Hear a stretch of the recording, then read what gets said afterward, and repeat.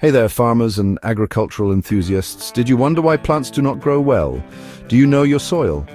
Today I'm showing you a super simple way to test your soil type using just a jar, water, and a bit of dishwasher liquid.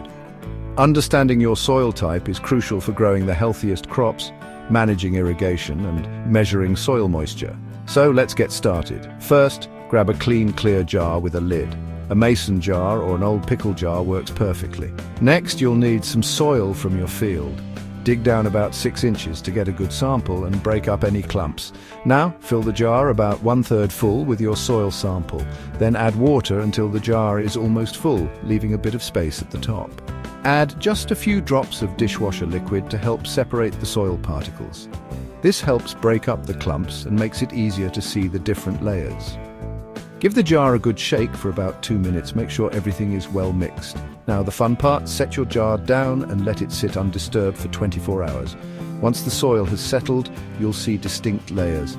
The bottom layer is sand, which settles quickly. Above that, you'll find silt, and the top layer will be clay. The thickness of each layer will help you determine your soil type. If you have mostly sand, your soil is sandy. If it's mostly silt, you have silty soil.